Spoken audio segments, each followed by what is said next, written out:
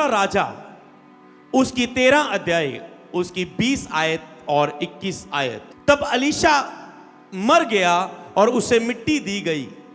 अलीशा कौन था? परमेश्वर का अभिषिक्त, जिसने एलिया के साथ साथ रहकर जो एलिया के ऊपर अभिषेक था उसका दुगना पाया, उस अभिषेक को अपने जीवन में ग्रहण किया था। तब अलीशा मर गया, उसे मिट्टी दी गई। प्रतिवर्ष वसंत ऋतु में मोआब के दल देश पर आक्रमण करते थे। यहां पर मोआब के दल देश पर आक्रमण करते थे और कोई घटना घटी। क्या हुआ वहां पर? 21 आयत में लिखा है, लोग किसी मनुष्य को मिट्टी दे रहे थे। कोई व्यक्ति मर गया और अब उसे दफनाना है, तो वो दफनाने की पूरी तैयारी कर रहे हैं, उसे मिट्टी दे रहे थे और एक दल उन्हें दिखाई पड़ा। लोग एक बंदे को दफना रहे, पर उन्होंने देखा कि जो चढ़ाई करने के लिए एक दल बड़ा आ रहा है देश की ओर, यहां इस नगर की ओर, वो मुर्दों की मिट्टी दे रहे थे। वो कहते भागो भागो भाई, जहान है जहान है यहां पर। वो ऐसे के उन्हें भागने की तैयारी, उन्होंने एक दल को देखा। तब उन्होंने उस शव को अलीशा की कब्र में डाल दिया। जब जहां अलीशा मर गया था कब्र में रखा गया, तो उन्होंने जल्दी जल्दी की, उन्होंने कहा अलीशा, जो मुर्दे का शव था, तो अलीशा की कब्र में उसे डाल दिया।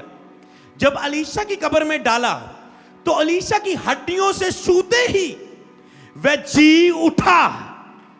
कुछ सामर्थ्य यहां पर, अलीशा की हड्डियों को छूते ही वह जी उठा। अलीशा की हड्डियां, एक बंदा मर चुका है, अलीशा प्रभु का अभिषिक्त मर चुका है, उसकी हड्डियां थी, अभी सारी बॉडी खत्म हो चुकी है, अब बस हड्डियां बाकी है। और कैसा मुर्दा मुर्दा सा जी उठा और अपने पांवों के बल ऐसे खड़ा हो गया। हालेलुया।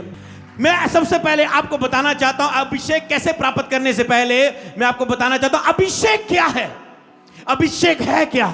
आज जब भी आपकी जिंदगियों में आएगा, आपकी जिंदगी एक नया मोड़ लेगी पूरी तरह से। यीशु नाम में थोड़ा होता नहीं, आपकी जिंदगी पूरी तरह से एक नई दिशा लेने जा रही है।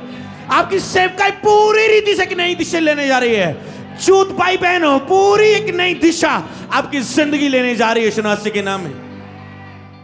चंगाई और छुटकारा तब उसका एक फल है, पर मैंने कहा उसके बाद क्या करोगे? उसके बाद आपकी जिंदगी एक नया मोड़ लेने जा रही है, क्योंकि आपके जीवन के ऊपर परमेश्वर की शक्ति आने जा रही है, परमेश्वर का अभिषेक, उसकी सामर्थ आने जा रही है।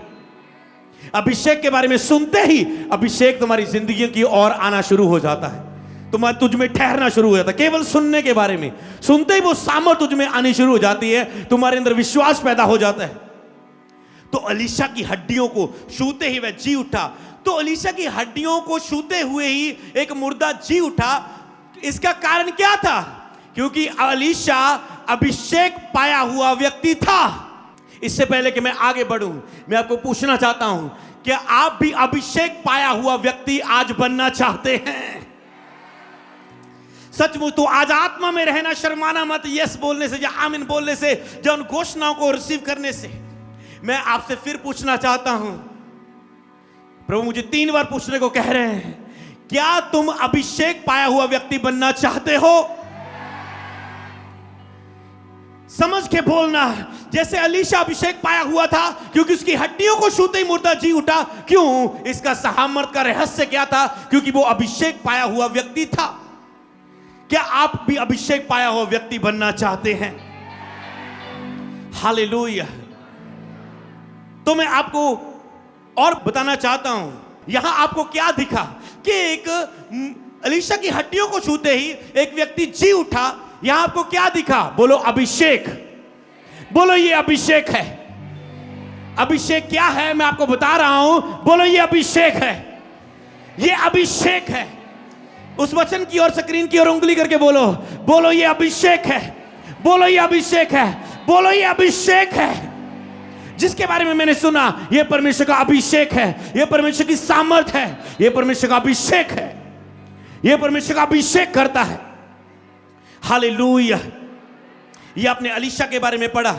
प्रेरितों के काम 19 की 11-12 में लिखा है, जब पौलुस के लिखा है, वहां पर पौलुस के ऊपर लोग रुमालों को ऐसे स्पर्श करा के बीमारों पर रख लेते थे और अपने जाके अपने घरों में अपने नगरों में अपने बीमारों पर लगाते थे और बीमार चंगे हो जाते थे।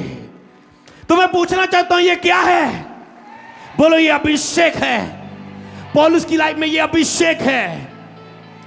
पौलुस की लाइफ में ये अभिषेक है कि उसके ऊपर रुमाल स्पर्श करा के ही बीमारों पर डाल देते थे। उनको पता है पौलुस के ऊपर से आत्मा का अभिषेक बहता है, तो पौलुस तो जा रहा है यहां पर सेवकाई करके, तो बाद में क्या होगा? तो उन्होंने उसके ऊपर विश्वास से रुमाल स्पर्श करा के रख लिए। तो अब अभिषेक कहां पर आ गया? उनके रुमालों पर आ गया। और जैसे वो रुमाल बीमारों पर लगाए, बीमार चंगे हो गए। जैसे दुष्ट आत्मा पर लगाए, दुष्ट आत्मा चिल्लाती हुई निकल गई लोगों के बीच में। तो पौलुस की लाइफ में ये क्या है? बोलो ये अभिषेक है। ये अभिषेक है। और सेम प्रेरितों के काम 5:14 से लेकर 16 तक यहां पर एक पतरस नाम का व्यक्ति था। बाइबल में लिखा है पतरस जब गुजरता था, निकलता था, तो लोग इस इंतजार में खड़े होते थे, अपने बीमारों को सड़कों पर डाल देते थे, गलियों में डाल देते थे, उन रास्तों पर डाल देते थे, उन कच्चे रास्तों पर, यहां से पतरस गुजरने वाला है। क्योंकि पतरस की लाइफ में उन्होंने अभिषेक को देखा था, इसलिए वो उस अभिषेक के सामने अपने विश्वास को दिखा रहे थे। उन्हें पता था कि पतरस की लाइफ में अभिषेक है, उन्होंने बीमारों को डाल दिया। आपके अंदर भी इस अभिषेक के बारे में सुन के आज बिलीव होना चाहिए कि वो अभिषेक मुझे भी चंगा करेगा। बीमारों के डाल दिए सामने, और पतरस जब उनके सामने से गुजरा कि उसकी छाया, उसकी परछाई ही पड़ी उसके ऊपर। जैसे परछाई पड़ी तो लोग चंगे हो गए। बीमार पतरस की परछाई पड़ती गई, लोग उठते गए। कोई कहता है ओ मैं देख पा रहा हूं, कोई कहता है मैं सुन पा रहा हूं, कोई कहता है मैं चल पा रहा हूं, कोई अपनी फोड़ियों उठा के ऐसे उछल रहा है मैं चल पा रहा हूं, कोई कह रहा है मेरा कोढ़ चला गया, कोई कह रहा है अब मैं सुन पा रहा हूं, अब मैं बोल पा रहा हूं, कोई कह रहा है मेरा स्वाद सूखा था हील हो चुका है। क्या क्या वो कह रहे होंगे, महसूस करके देखें वो बीमारे किस तरह के होंगे। और कईयों में से लिखा जब परछाई आई, सामर्थ अभिषेक आया, तो दुष्ट आत्मा से जाहिर होगी, चिल्लाने लगी, फेन भरने लगी, लेटने लगी, और उन व्यक्तियों के बीच में से चिल्लाती हुई निकल गई। हालेलुया। पतरस की लाइफ में ये क्या है? बोलो ये अभिषेक है। ये अभिषेक है जो आज मुझे चाहिए। बोलो ये अभिषेक है जो आज मुझे चाहिए, अपनी गवाही के लिए, अपनी बुलाहट के लिए, अपनी सेवकाई के लिए, सुसमाचार के लिए, एक प्रार्थना योद्धा के रूप में, एक चरवाहे के रूप में, एक रखवाले के रूप में, जो भी मेरी बुलाहट है उसमें सफल होने के लिए मुझे ये अभिषेक चाहिए। बोलो दुष्ट आत्माएं निकालने के लिए, बीमारों को चंगा करने के लिए मुझे ये अभिषेक चाहिए। बोलो हालेलुया।